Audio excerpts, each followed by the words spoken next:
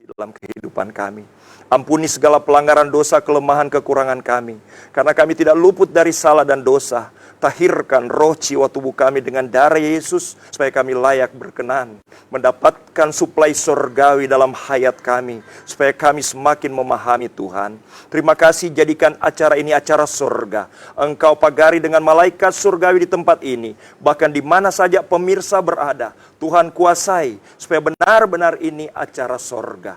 Di dalam namamu Bapa, kami serahkan acara ini. Dalam nama Bapa, Putra, dan Roh Kudus. Dalam nama Tuhan Yesus Kristus. Puji Tuhan. Haleluya. Amin. Amin. Dan langsung saja pemirsa di rumah, kita akan belajar kebenaran firman Tuhan lewat pembacaan dan perenungan kebenaran firman Tuhan bersama dengan Bapak Pendeta Fani Sompi. Dan langsung saja ambil Alkitab saudara, sama-sama kita belajar. Saya mempersilakan Pak Pendeta. Oke, terima kasih.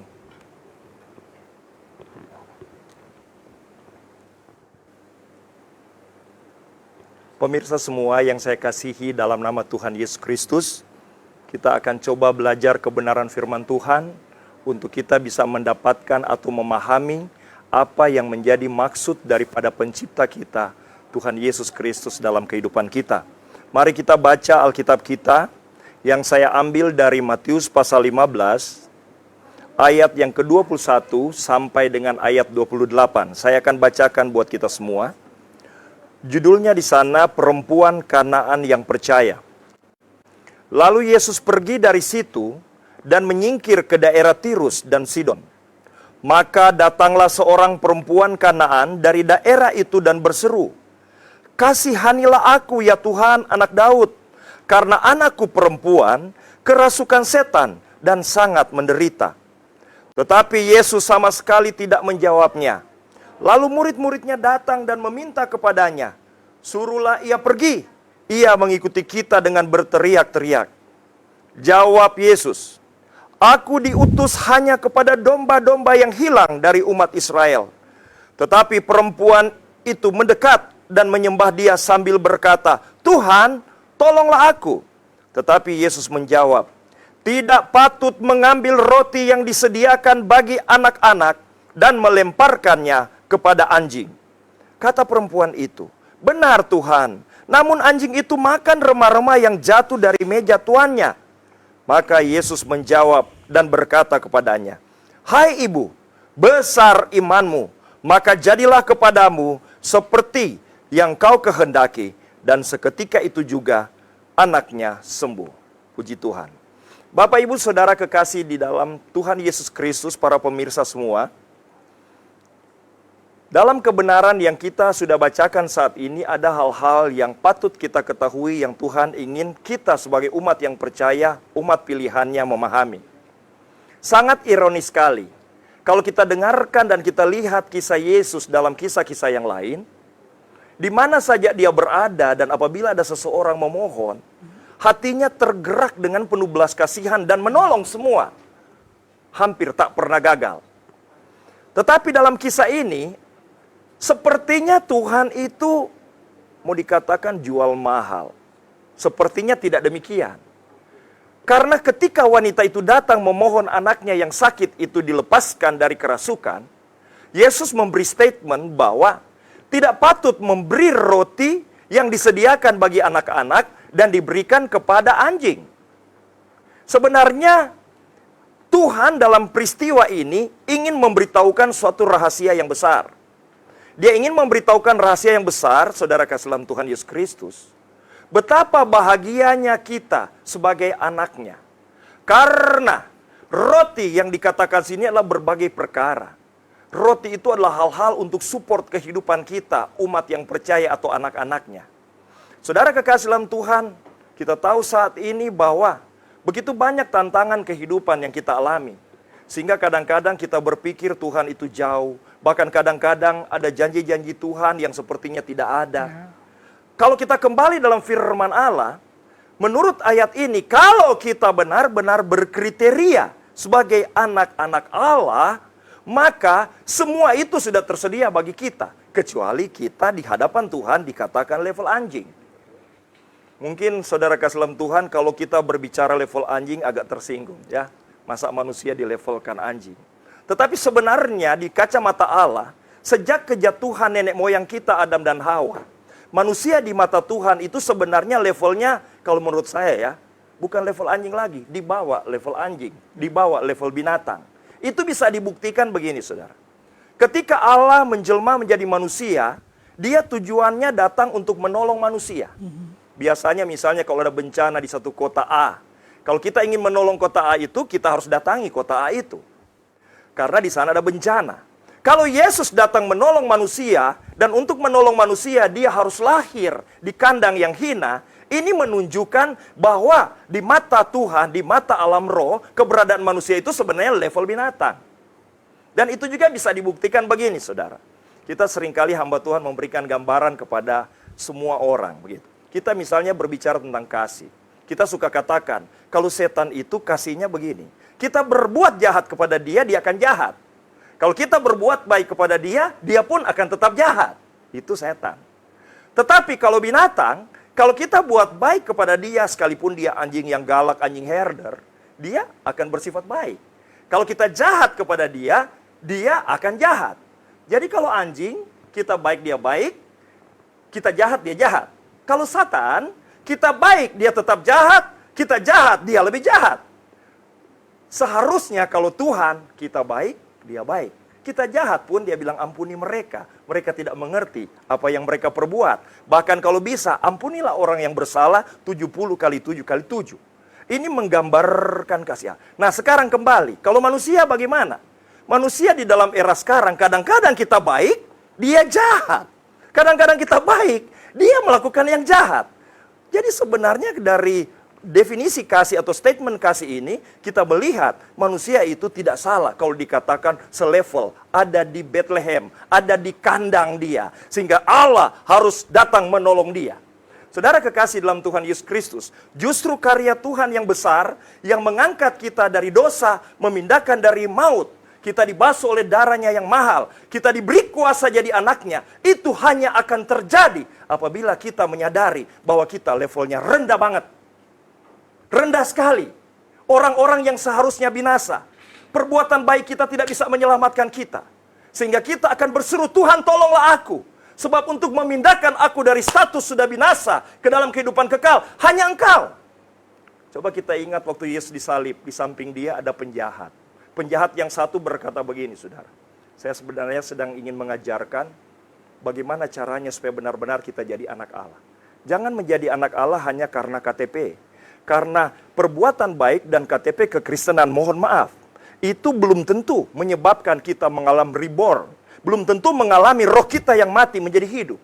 Nah, penjahat yang di samping Yesus berkata begini, kalau benar-benar engkau Mesias, tolonglah dirimu sendiri dan tolonglah kami.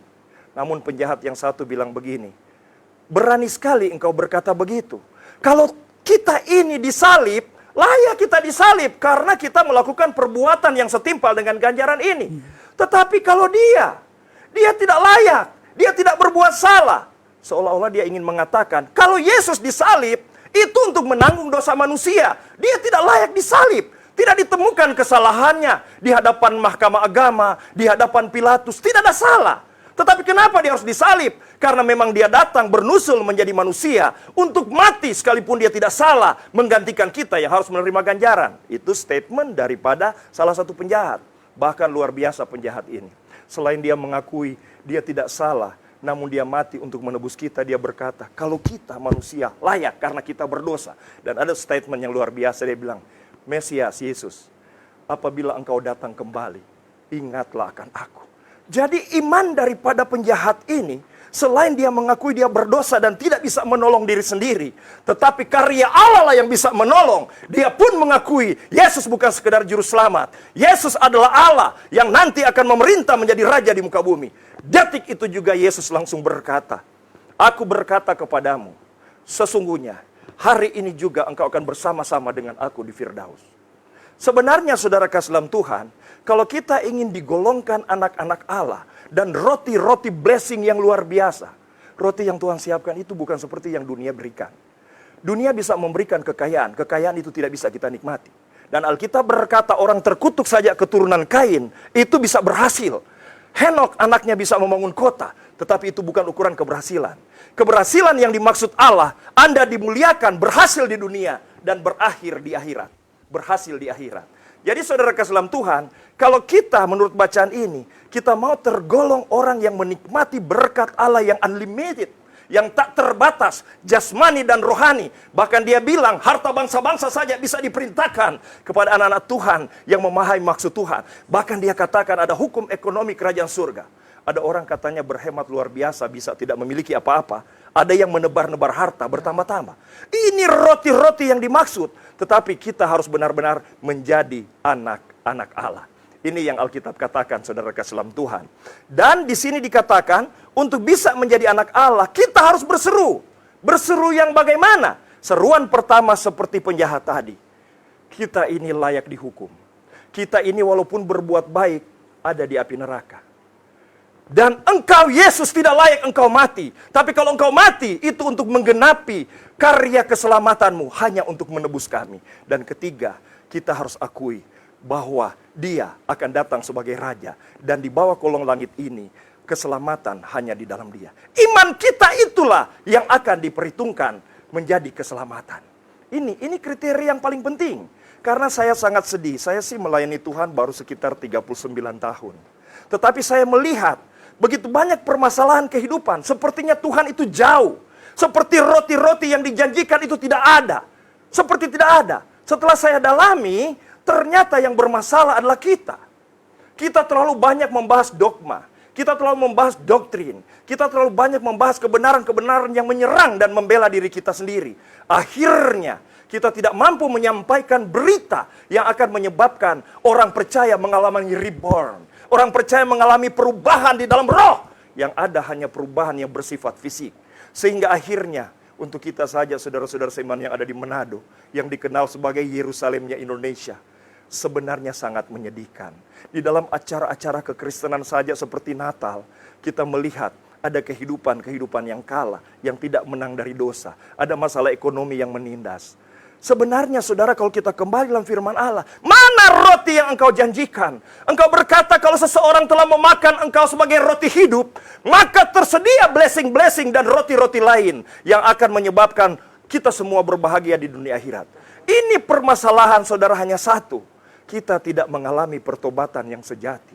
Kita tidak berseru karena menyadari kita ini orang binasa. Kita berseru pada hal-hal lahiriah. Kita berseru pada kesehatan. Kita berseru pada harta. Padahal Yesus bilang, cari dahulu keselamatan yang menyebabkan engkau berubah dari anjing menjadi anak Allah. Dengan memakan roti hidup. Dengan mengakui engkau orang berdosa.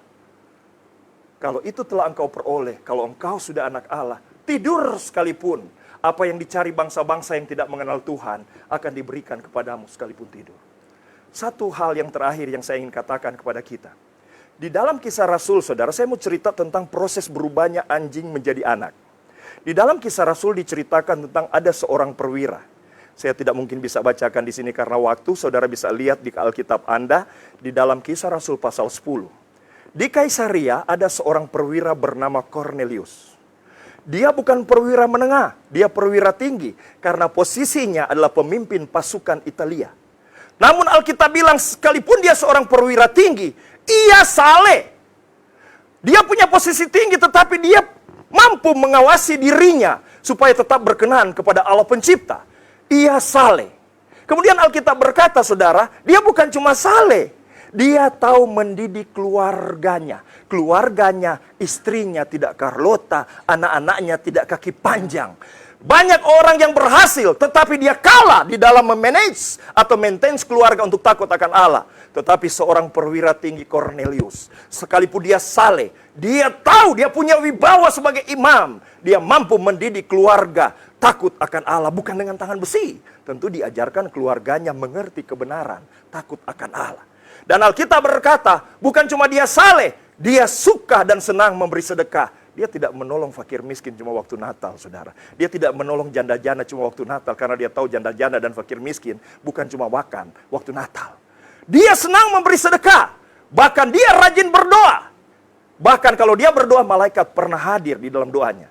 Yang saya mau tanyakan kepada pemirsa semua, kira-kira sampai di titik itu, kalau Cornelius itu mati, dia masuk surga atau neraka? Alkitab berkata, kalau dia mati pada titik itu, dia masuk neraka. Karena keselamatan, reborn, lahir baru, jadi anak Allah, bukan karena perbuatan. Kalau cuma karena perbuatan di belahan dunia sana, saudara, banyak orang-orang lebih manis daripada kita orang Kristen. Saya sempat berada di India. Saya melihat orang-orang di sana binatang saja tidak bisa dibunuh. Orang membunuh tupai aja penjaranya 3 tahun, saudara kasih dalam Tuhan. Terlalu banyak. Kalau keselamatan karena perbuatan, begitu banyak orang yang tidak bisa diselamatkan. Bahkan begitu banyak orang, saudara kasih dalam Tuhan, yang mungkin secara kacamata dunia bisa selamat karena etika moral. Tetapi Alkitab berkata ketika Adam dan Hawa jatuh dalam dosa, tidak ada penyelamatan tanpa korban darah.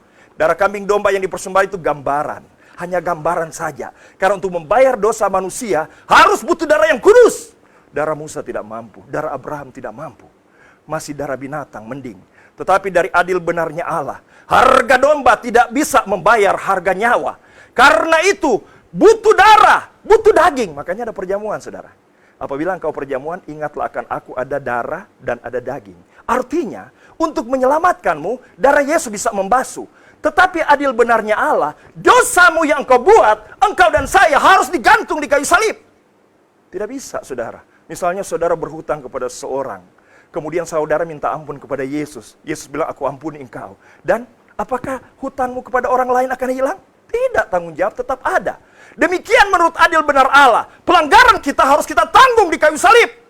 Karena itu untuk menolong kita, perlu ada daging yang sama dengan daging kita, tapi tak berdosa. Supaya dosa-dosa kita dalam daging dipindahkan kepadanya. Makanya Yesus di Getsemani dia berkata, Bapa, kalau boleh lalukan.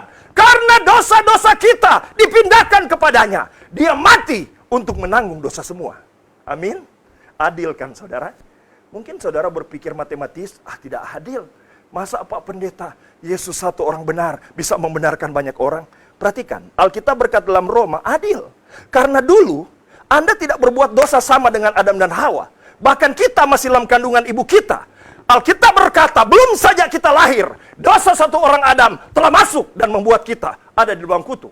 Sekarang Tuhan balas. Kalau Adam bersalah, membuat orang bersalah. Sekarang satu orang benar, Yesus Kristus. Dia mengorbankan diri untuk semua orang. Darahnya tercurah untuk semua orang. Barang siapa percaya kepadanya, diselamatkan. Jadi diukur dari pelanggaran Adam, perbuatan Yesus jauh lebih mulia. Jadi saudara kasih dalam Tuhan, camkan. Kita tidak dibenarkan karena perbuatan baik kita. Penjahat tadi berkata, aku layak dihukum karena aku berdosa. Tetapi dia tidak layak. Yesus apabila engkau datang sebagai raja, ingatlah akan. Imannya diperhitungkan sebagai kebenaran. Sama dengan Abraham, bukan karena disunat, bukan karena sakramen yang diperdebatkan oleh gereja, tetapi dia percaya Allah mampu membenarkan orang durhaka, Allah mampu membuat rahim istrinya yang mandul itu pulih kembali. Imannya diperhitungkan sebagai kebenaran, baru dia melakukan simbol sakramen di dalam Roma. Alkitab bertanya, apakah dia dibenarkan karena sunat atau karena iman? Karena iman. Kita semua pemirsa di rumah sebagai orang percaya, dikatakan anak-anak Abraham. Karena kita dibenarkan di hadapan Allah hanya karena iman. Kalau ingin berubah dan menikmati roti yang disediakan buat anak-anak, pastikan Anda menjadi anak. Bukan statement organisasi, bukan statement manusia, tetapi karena Allah. Dia memberikan ekousia, diberi kuasa engkau menjadi anak Allah. Dan itu hanya bisa terjadi kalau dalam hidup Anda pernah berseru. Tetapi bukan berseru masalah ekonomi. Bukan berseru karena masalah kredit rumah. Bukan berseru karena masalah motor yang akan disita. Tetapi berseru karena engkau tahu, aku berdosa. Sedang dalam kandungan ibu saya berdosa. Tolonglah aku Yesus, I need you. Aku membutuhkan karyamu. Dan kalau engkau mengakui dia Allah yang jadi manusia. Dan darahnya berkuasa, salibnya berkuasa. Dia akan berikan authority exousia. Anda menjadi anak bukan karena darah dan daging, tapi benar-benar anak Allah. Berbahagia pemirsa di rumah, ini akhir khotbah saya. Berbahagia Anda karena mengenal jalan keselamatan Allah. Cornelius tidak dibenarkan karena perbuatan, tapi karena perbuatan itu, malaikat datang bilang, Cornelius, nganape perbuatan baik Tuhan so dengar. Mar suruh orang ke Yope, baku dapat yang penginjil Petrus, dia akan ajarkan kepadamu jalan untuk selamat. Perbuatan baik Tuhan didengar untuk menuntun Anda pada jalan salib. Tetapi perbuatan baik tidak menyelamatkan. Hanya ada darah, salib, dan daging Kristus yang dikorbankan. Itulah yang saya bisa sampaikan. Semoga memberkati saudara. Sehingga saudara bisa mengidentifikasi. Kalau ada permasalahan datang, jangan persalahkan lingkungan. Kalau rumah Anda misalnya ada badai dan rumah Anda hancur, Anda jangan selalu perkatakan aspek angin. Kalau aspek angin semua rumah yang di sekelilingmu hancur, ternyata permasalahannya adalah pada puing-puing yang menimbun rumahmu, mungkin fondasi rumahmu. Jadi apabila Anda tidak melihat janji Allah, saya pun jangan berkata bahwa Anda Tuhan tidak sayang. Bukan. Lebih baik awal pertama identifikasi introspeksi diri. Pastikan apakah Anda telah berubah menjadi anak. Walaupun Yesus bisa demonstrasi memberikan kepada anjing, tetapi Anda lebih baik ambil pada suatu posisi orang-orang yang layak menerima roti-roti daripada Tuhan. Itu saja saudara kasih dalam Tuhan Yesus Kristus. Terima kasih, kita berdoa buat TVRI Manado yang telah membuat acara ini untuk memberkati kita. Sehingga kita berjalan di dunia ini memiliki arah dan jelas. Dan maksud Bapa kita memberikan berkat yang tak terbatas. Dunia dan akhirat menjadi bagian kita. Tuhan Yesus memberkati. God bless you. Ya, pemirsa, kita sudah diberkati dengan luar biasa suatu kebenaran firman Tuhan, di mana di bawah sorotan tema yakni perempuan Kanaan yang percaya. Akankah kita di akhir zaman ini percaya bahwa masih memiliki harapan, masih memiliki Tuhan yang besar, yang sanggup untuk menyatakan pertolongannya? Dan kita akan kembali usai jeda pariwara berikut ini, tetap bersama kami di Mimbar Agama Kristen.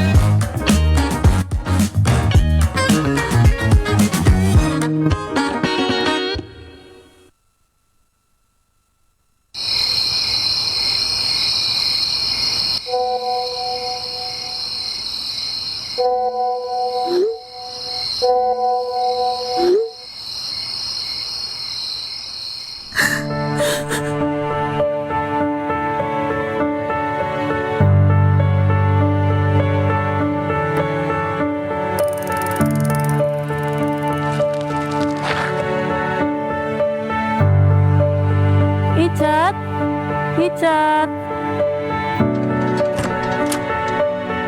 Tante, jangan masuk. Icat lagi positif. Tante taruh sini, Nek.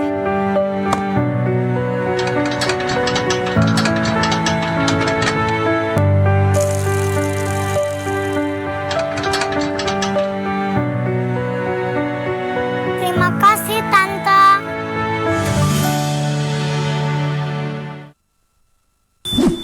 Yuk nonton siaran televisi digital. Bagaimana ya cara menangkap siaran televisi digital? Pertama, pastikan di daerah Anda sudah ada sinyal siaran televisi digital. Kedua, gunakan antena UHF di dalam atau di luar rumah Anda. Ketiga, pastikan televisi Anda sudah dilengkapi penerima siaran digital DVB T2. DVB T2 merupakan jenis sinyal yang digunakan Indonesia dalam penyiaran televisi digital. Keempat, pilih autoscan, lalu pindai televisi Anda. Bagaimana jika televisi Anda masih analog? Pasangkan set-top box, televisi Anda otomatis menangkap siaran digital. Bersih gambarnya, jernih suaranya, canggih teknologinya.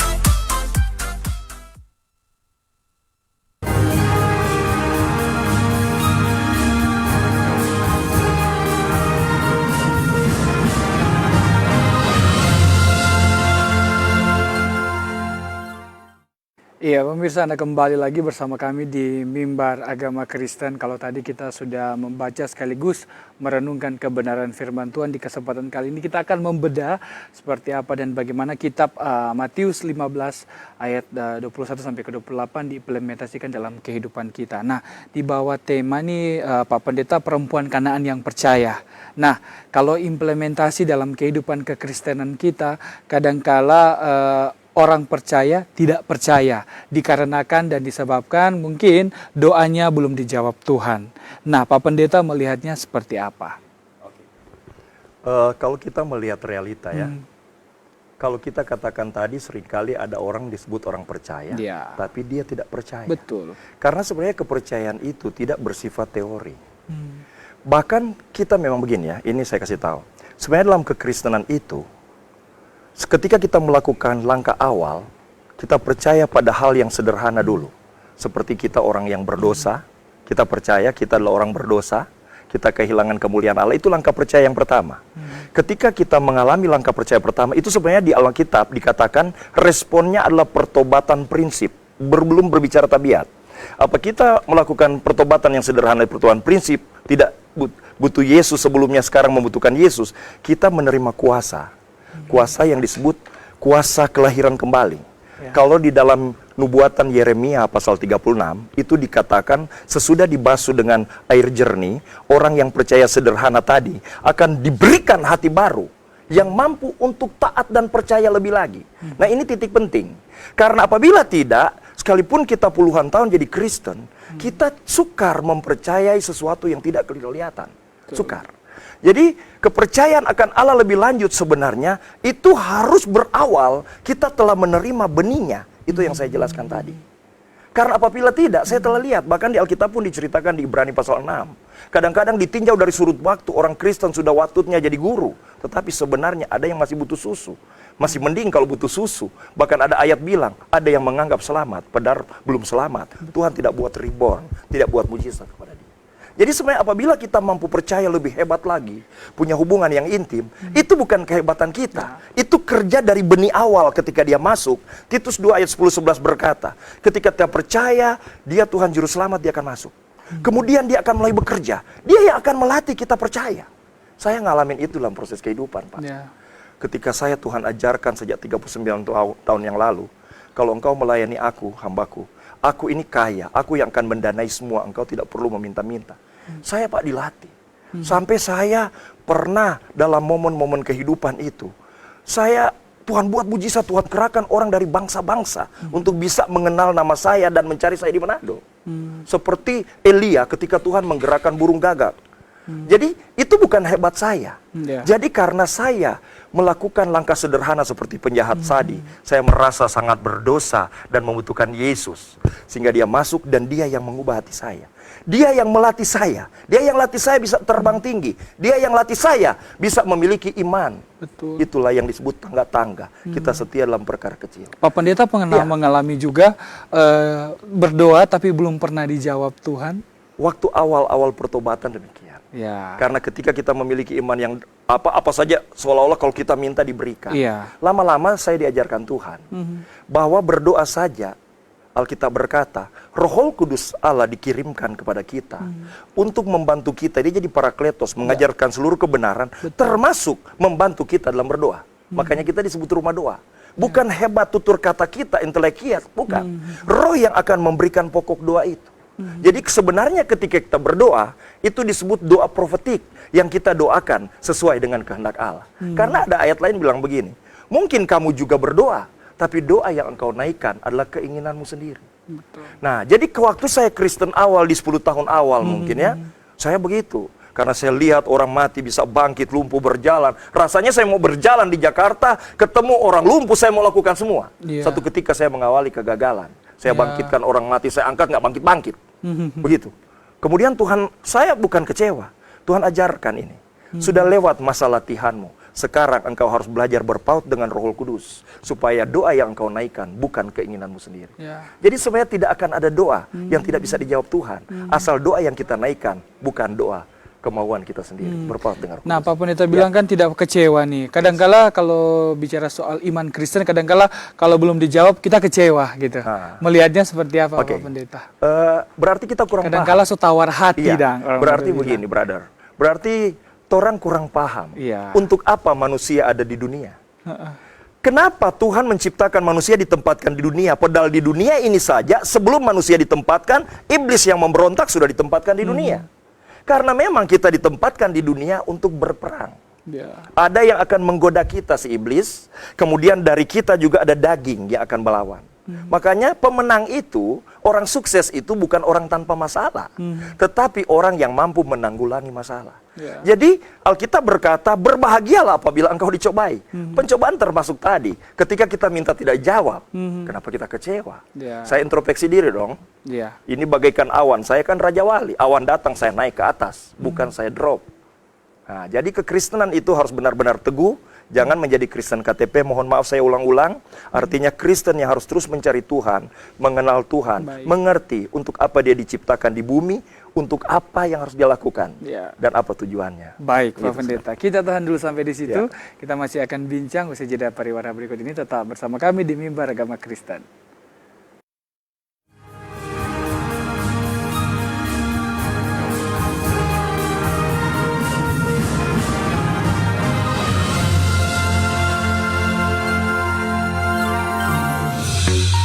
Halo Sobat Digital, kenapa ya harus nonton siaran TV digital? Walaupun sama-sama menggunakan teknologi digital, siaran TV digital tidak sama loh dengan TV streaming yang melalui internet, TV kabel, dan TV satelit. Siaran TV digital adalah bukan TV streaming yang menggunakan kuota internet, bukan TV kabel yang membayar iuran setiap bulannya, dan bukan TV satelit yang menggunakan antena parabola. Siaran TV digital itu gratis loh, masih menggunakan antena UHF biasa. Bila televisi di rumah kamu masih analog, pasangkan set-top box dengan teknologi DVB T2. Yuk beralih nonton siaran televisi digital. Bersih gambarnya, jernih suaranya, canggih teknologinya. Kanan dikit. Geser lagi. Deso.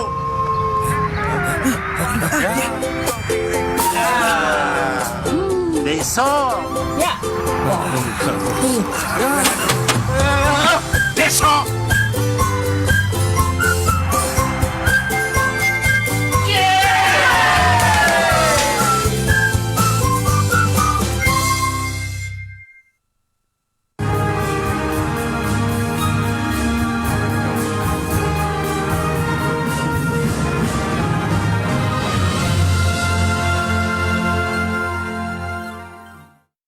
Ya, terima kasih Anda masih bersama kami di Mimbar Agama Kristen. Kita masih membahas mengenai renungan dan kebenaran firman Tuhan kita tadi dalam kitab Matius 15 ayat 21 sampai yang ke-28 di bawah sorotan tema mengenai perempuan Kanaan yang percaya. Nah, kalau sebagai seorang Kristen, selain kecewa, kadangkala kita menyerah sebelum jawaban doa itu kita terima. Pak Pendeta melihatnya seperti apa, Pak Pendeta? Seperti yang saya katakan tadi ya, Tuhan memanggil kita menjadi anaknya. Ya. Saya menganggap kita setelah menjadi anak Allah. Betul. Tentu kita sebagai orang tua tidak bangga kalau anak kita itu hanya mempercayai kita apabila segala permintaan kita diberikan. Kemudian suatu ketika dia menanjak remaja, dia minta sesuatu kita tidak berikan dan dia katakan, engkau Bapak yang jahat, saya tidak percaya lagi. Jadi sebenarnya Tuhan, ujung dari segala pembentukan Tuhan, kita akan berkata seperti Sadrak, Mesak, Abednego. Sekalipun dia tidak menolong aku tidak akan memungkiri iman. Betul. Jadi Bapa di surga menjadikan kita anaknya. Dia melatih kita untuk percaya di awal-awal. Tetapi harapannya, satu saat kelak kita mempercayai dia bukan karena materi atau pemberian-pemberian atau jawaban doa. Itu saja yang harus kita pahami. Jadi persoalannya di sana. Oke. Pembentukan Tuhan memang terkadang kita harus melewati hal itu. Ya, nah selain itu juga Pak Pendeta kadangkala kita memaksa kehendak Tuhan nih. paksa Tuhan untuk segera menjawab doa kita. Nah, sikap orang Kristen seperti itu gimana nih Pak Pendeta? Saya juga tidak bisa menghakimi. Karena Ya. begini, terkadang ada upaya-upaya seperti paksa. Iya. Misalnya dia tidak berkriteria, tetapi dia tahu, oh kalau saya berpuasa saya minta Iya, begini. betul. Begitu. Sebenarnya wanita tadi itu dia sebenarnya termasuk tergolong orang yang memaksa. Dia sebenarnya tidak berubah level anjingnya menjadi anak. Tapi karena dia memaksa dengan ada argumentasi, dan Tuhan lihat luar biasa imannya, walaupun hanya pengakuan terhadap Yesus, pembuat mujizat, tidak mengakui dia Tuhan dan Juru Selamat, tetapi dia mengakui Yesus dalam aspek demikian, sehingga Tuhan harus memberikan. Sebenarnya secara kriteria dia tidak layak menerima, tetapi dia memaksa. Ini misteri Allah. Betul. Kalau saya mengajarkan orang percaya, usahakan engkau dapat karena kriteria. Anda nggak perlu paksa. Kalau saya anak seorang pengusaha, kalau saya masih kecil, saya tentunya kalau saya minta mobil belum dikasih. Tapi kalau saya maksa-maksa bisa saja Tuhan memberikan, orang tua memberikan. Tapi saya dapatkan kepercayaan orang tua saya karena saya menurut dia telah berkriteria. Saya bukan pamer kekayaan, tapi saya gunakan pemberian dia untuk melebarkan perusahaan dia yang akan digunakan untuk kepentingan banyak orang. Jadi begitu. Jadi saya tidak bisa memposisikan itu karena level pertumbuhan kekristenan itu beda-beda. Betul. Ada yang bersifat memaksa. Makanya Rasul Paulus memberikan peringatan, jangan salah artikan kebaikan Tuhan loh. Kamu tuh maksa loh waktu itu. Sebenarnya tidak harus demikian. Gitu. Ya, nah selain itu juga Pak Pendeta, kadangkala kita menjadikan Tuhan hanya sebagai alat. Contohnya misalnya ketika kita butuh baru kita datang, ketika kita sudah menerimanya kadangkala kita melupakan Tuhan. Nah, Pak Pendeta melihatnya seperti apa nih Pak Pendeta? Menyedihkan sekali. Ya. Menyedihkan sekali. Mungkin Dan itu terjadi dalam kekristenan realita saat ini kehidupan, ya, betul. Kalau kita kembali lagi pada konteks pembacaan Iya. tadi. Menyedihkan sekali wanita tadi. Betul. Dia telah mendapatkan apa yang dia minta, tetapi dia tidak mendapatkan ketuhanan atau kemampuan Yesus sebagai Tuhan dan Juru Selamat. Ya. Menyedihkan sekali kan? Bahkan Yesus bilang lebih baik kamu tetap lumpuh dan buta daripada kehilangan nyawa. Ya. Di dalam Alkitab pun Yesus pernah berkata di dalam Yohanes pasal 6 tentang roti. Ketika dia ngasih makan 5.000 orang, mereka kenyang dan mereka ngejar-ngejar dia. Yesus bilang, kamu nyari aku kan bukan karena tanda-tanda yang aku buat bahwa aku Tuhan yang bisa menyelamatkan engkau. Kamu datangkan karena ingin kenyang. Tetapi dia berikan. Betul. Inilah yang kita tidak boleh salah arti. Kita tidak bisa salah paham. Pemberian Allah itu harus dia berikan dalam bentuk demonstrasi dan kasih Tuhan. Tetapi kita harus memiliki dia yang paling penting. Betul. Boleh saya kasih gambaran sedikit 1 menit? Boleh. Ada seorang raja, dia ingin membagi-bagikan sesuatu kepada masyarakatnya, diundang. Dan dia katakan, sesudah jamuan makan siang jam 12, saya berikan waktu kalian 5 menit untuk mengambil semua apa yang kalian lihat di ruangan raja ini. Wah, tiba waktunya, waktu dibunyikan, semua orang, nggak nyampe 5 menit Pak. Nggak nyampe 5 menit para pemirsa, semua ada yang di istana, termasuk mahkota daripada raja diambil semua. Sampai raja tinggal pakai pakaian dalam. Tapi raja heran, yang lain sudah pergi, sudah ambil semua. Ada seorang pemuda yang masih duduk, senyum, dan menatap raja. Raja itu langsung bilang, hai anak muda, kenapa engkau tidak mengambil sesuatu? Pemuda itu diam, menatap dia. Dia berkata, apakah engkau mau masih ambil nih pakaian saya, pakaian dalam? Pemuda senyum. Pemuda berkata, tidak raja, aku tidak perlu semua itu. Saya mau ambil raja. Karena kalau saya dapat raja, saya akan dapat semuanya. Yang mereka ambil itu hanya bersifat temporer. Itu. Betapa sialnya. Ketika kita melihat kebaikan Allah, kita ambil hal-hal yang bersifat atribut, hal-hal yang bersifat semu. Seharusnya yang kita miliki roti hidup. Supaya roti-roti yang lainnya akan menjadi bagian kita, bahkan tanpa kita minta. Wah, luar Ya, biasa. puji Tuhan. Nah, sekali lagi nih Pak Pendeta, kalau bicara soal keimanan Kristen, kadangkala ada kita di posisi bersungut dan kadangkala meragukan kuasa Tuhan. Misalnya dalam posisi sakit. Ya. So berdoa Tuhan tidak jawab. Nyanak baik-baik kita. Ya, kita kan sudah bersungut tuh. Ya, ya. Nah, Pak Pendeta melihat seperti apa tentang iman Kristen? Saya dulu, Pak. Ya. Pemirsa, saya dulu ketika diajak orang berdoa, semua saya akan klaim supaya lumpuh berjalan semua terjadi.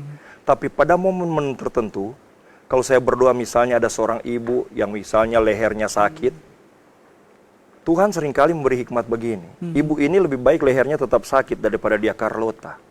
Oh, ya, ya. Bapak ini lebih baik kakinya kena asam urat, jangan lu disembuhkan, daripada dia akan berjalan di tempat nyabung.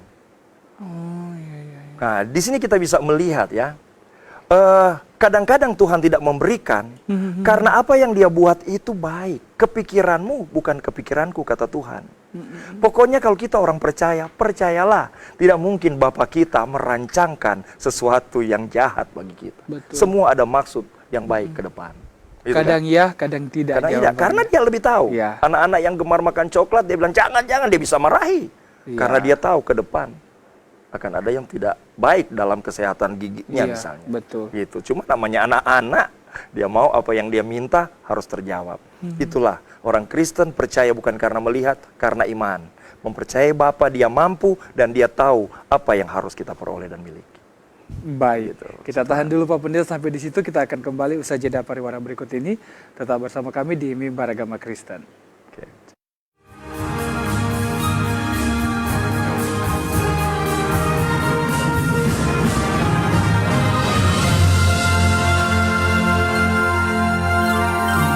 Halo Sobat Digital, di daerahmu sudah ada sinyal TV digital belum?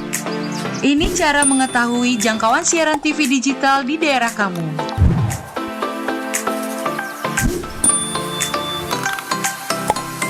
Pertama, download aplikasi Sinyal TV Digital di Play Store jika kamu menggunakan HP Android dan App Store untuk aplikasi iOS. Kedua, pilih aplikasi Play Store atau App Store di smartphone kamu.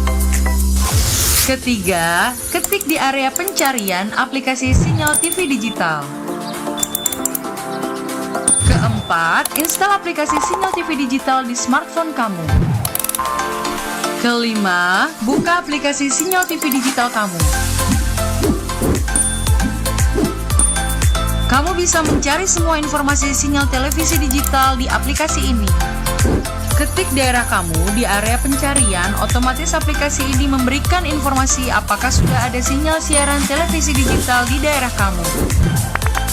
Di aplikasi ini, kamu akan mendapatkan informasi mengenai pemancar siaran digital, konten siaran digital, dan kekuatan sinyal digital di daerah kamu. Selamat mencoba Sobat Digital!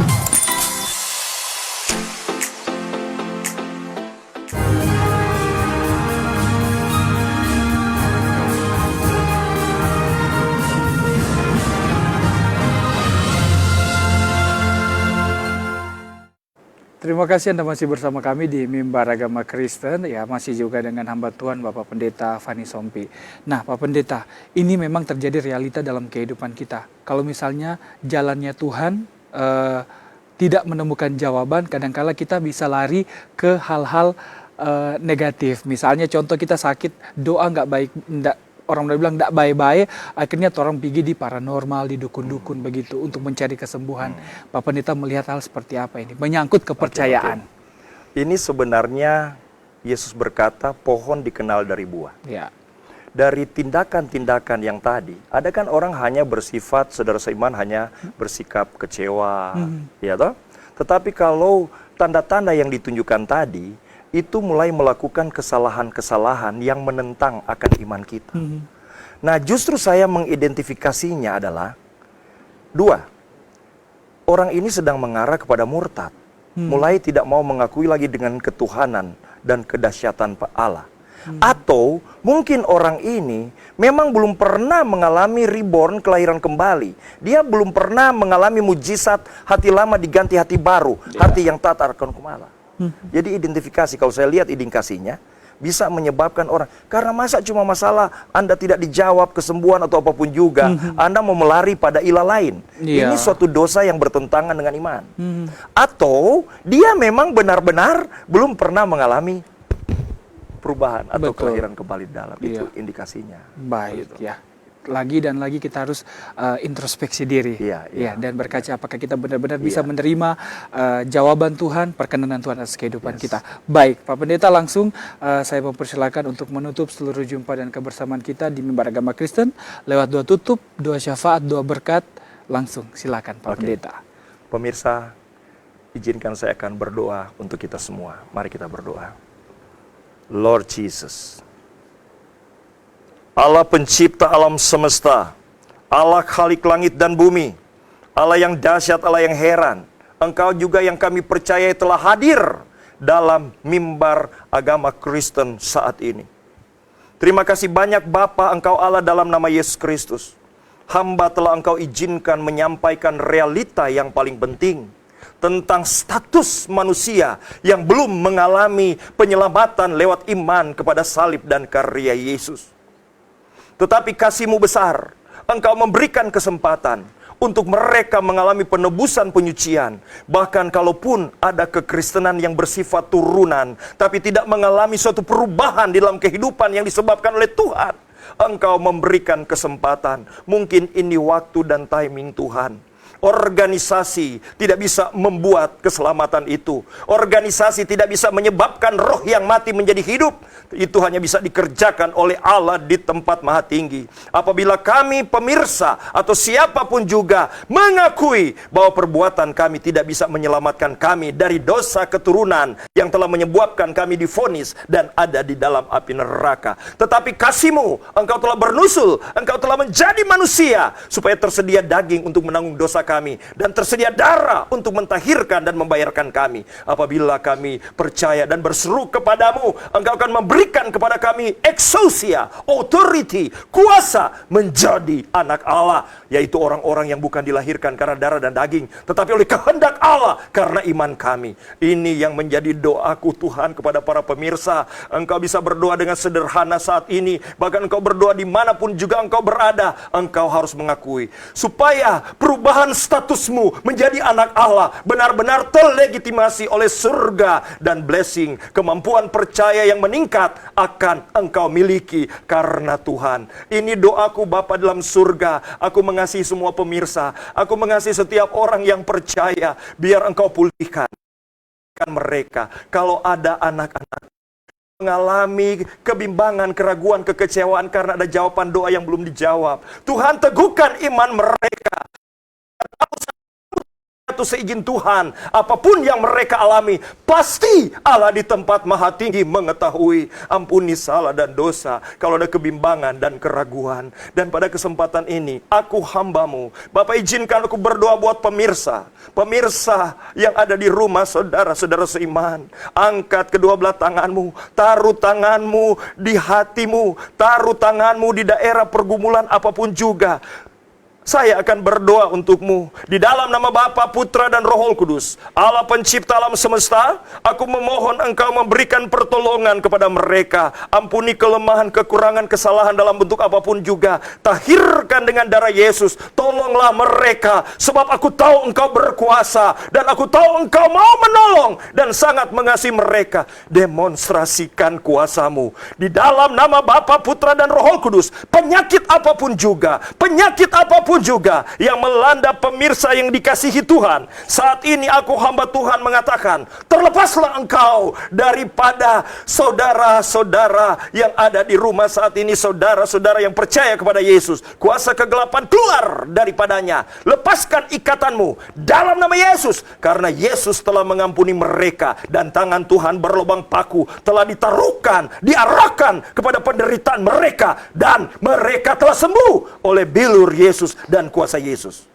I believe it. Aku percaya itu Bapa dalam surga. Aku percaya kasih-Mu, kedahsyatan-Mu. Engkau melampaui ruang dan waktu. Engkau mampu menjawab bahkan doa yang tidak kami mintakan. Memang Engkau Allah yang berkuasa. Terima kasih banyak Bapa dalam surga. Aku bukan cuma meminta masalah lahiriah. Aku hamba-Mu karena kami jarang berjumpa. Aku melepaskan berkat kepada mereka. Aku mau Engkau memberikan kehausan akan mereka, supaya ketika mereka membacakan kebenaran dan bersekutu dengan Engkau, Roh Kudus menjadi guru agung, mengajarkan, membukakan rahasia, supaya kami semua mengerti kebesaran kekuatan Allah dan maksud Allah kepada kami manusia. Dalam nama Yesus, dalam nama Yesus. Terima kasih banyak Bapa dalam surga. Terima kasih banyak. Pada kesempatan ini izinkan kami berdoa untuk bangsa ini, mulai pemerintah tertinggi sampai terendah. Bapa, kami tahu pemerintah adalah daripada-Mu. Tuhan, Engkau memberikan hikmat kepada pemerintah yang telah Engkau angkat. Berikan hikmat dan izinkan segala kebijakan dan keputusan mereka membuka supaya kabar salib Yesus terdengarkan, tersampaikan, sehingga kasih Yesus yang tidak menghendaki ada yang binasa terjadi untuk bangsa dan negeri ini. Kasih Tuhan melanda, cinta Tuhan melanda. Semua perbuatan baik manusia di muka bumi berbau harum dan didengar oleh Tuhan, dan Tuhan meresponi dengan jawaban berita kasih karunia keselamatan. Ini doa kami. Terima kasih banyak Bapa. Masih banyak yang kami ingin doakan. Aku hamba-Mu berdoa buat teman-teman pelayan yang ada khususnya di negeri Manado ini, nyiur melambai. Ampuni salah pelanggaran dosa kami Bapa dalam surga. Ampuni kami kalau ada kekhawatiran hidup, ada pengandalan kekuatan sendiri, tidak mengutamakan dan mengangkat salib Kristus. Kalau ada kompetisi bahkan dengan jemaat, biar kami memiliki hati seorang Bapa yang tidak cemburu, tidak takut kalau jemaat kami dipakai oleh Tuhan lebih lagi.